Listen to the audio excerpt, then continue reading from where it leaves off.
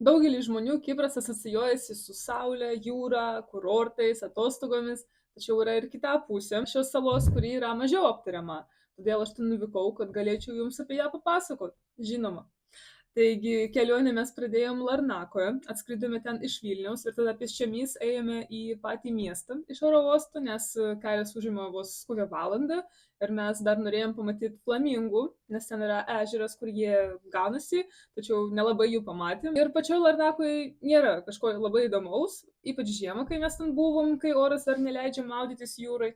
Tai pradėsiu pasakot nuo Nikosijos, kuri yra salos sostinė, kur prasideda okupuotoji salos dalis. Ta šiaurės dalis, tai yra net trečdalis visos salos, vadinasi Šiaurės Kipras. Ir tai pagal Turkiją tai yra atskira šalis, tačiau jokios kitos šalis jos nepripažino. Taigi truputį istorijos, kaip taip atsitiko. Iki 1960-ųjų Kipras buvo Jungtinės karalystės dalis ir 60-aisiais atgavo savo nepriklausomybę. Ten gyveno kartu graikai ir turkai, tačiau jie nelabai galėjo susigyventi ir vyko tam tikri konfliktai ir 74-ais įvyko toks jau didelis konfliktas, įsiveržė Turkija ir okupavo šiaurę. Miesto centre yra pasų kontrolė. Ji truko labai trumpai ir sklandžiai. 2 kartus parodėm pasus ir mus be jokių problemų praleido. Ir tada patekome į tikrą Turkiją. Toks vaibas, katės, kebabai, vyrai prie restoranų, kurie bando suvilioti žmonės nelabai sėkmingai. Jūros padielkų, žinoma. Tada nuėjome į tokį bazarą, kur vėl išsisaugo tas turkiškas vaibas.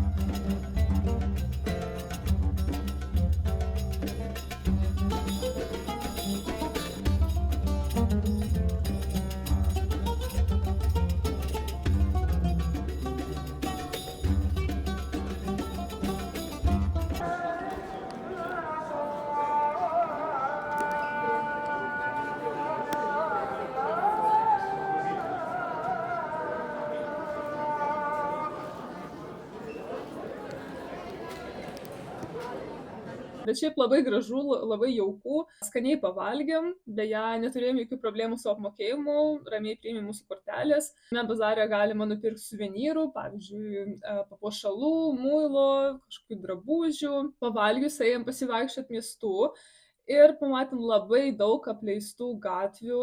Aš šiaip, kai tik atvykom į Nikosiją, norėjau palyginti, kur bus daugiau, bet labai greitai supratau, kad visur yra daug apleistų gatvių, tuščių namų.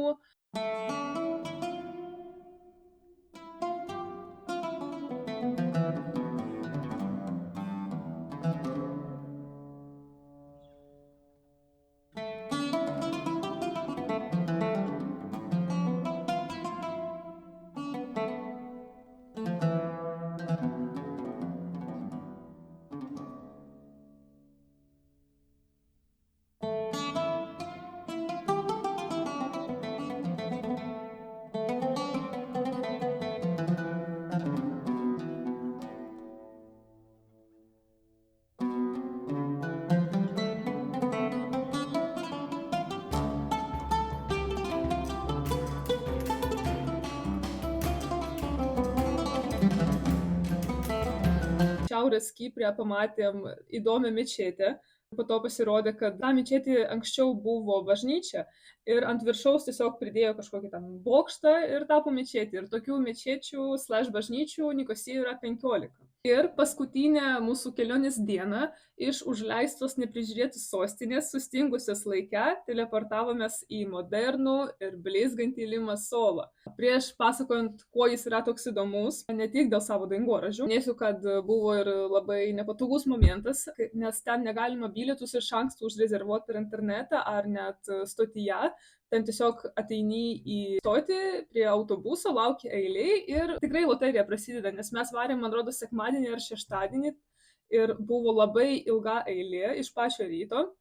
Tai pirmą kartą mes tiesiog nepatekom į autobusą, antrą kartą mes jau ten naglai bandėm įsiveržti ir pavyko, tai va, turėkit omeny. Taigi, kai tik važiavom į Limasolą, jau prie miesto pamatėm tokį didelį banerį, kur buvo rusiškai parašyta "Štai mes ir namie".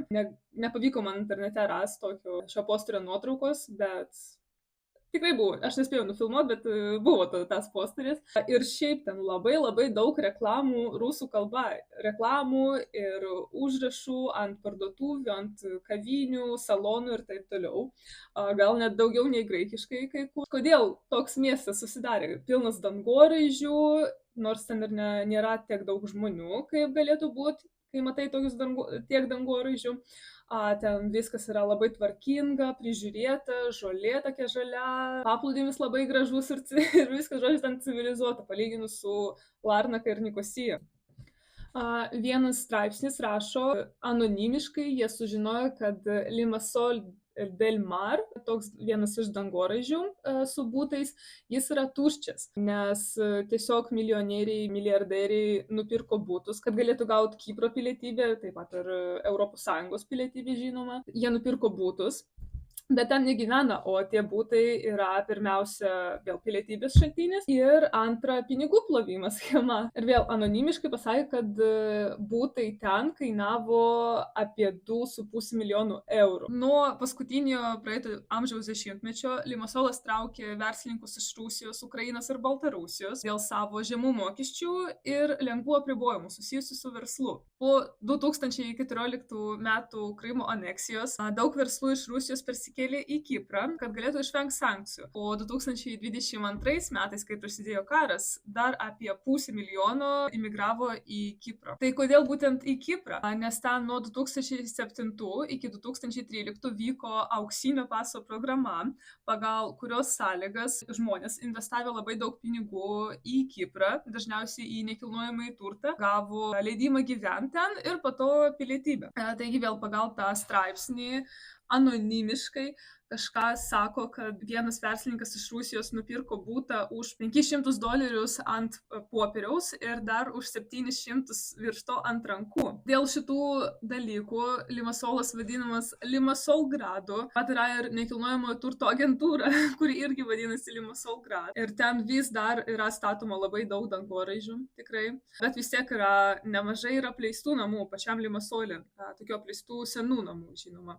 O tie dangoraižiai atrodo tušti, o dėl užrašų rusų kalba, tai ir parduotuvių su tokia atmosfera, tai jos nėra tik Limasole. Yra ir Nikosijai gal mažiau, Larnakoj tikrai buvo parduotuvės, pavyzdžiui, Birioska, Beržas, kur buvo ir lietuviškų prekių, kaip duona, sūreliai, rusiškų, ukrainietiškų prekių, maisto ir ne tik.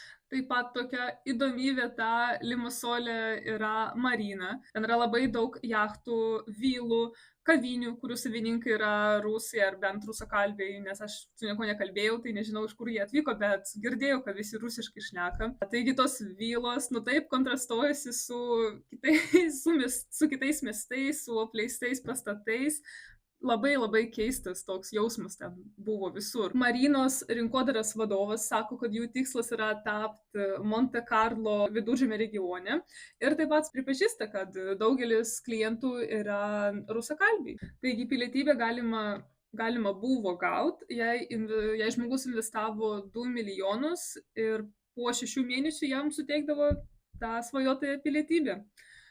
Taigi, toks yra tas Kipras. Ką jūs manot, kaip jums atrodo, ar tai buvo geras sprendimas nutraukti auksinio paso programą, ar galėtų ir tęsti?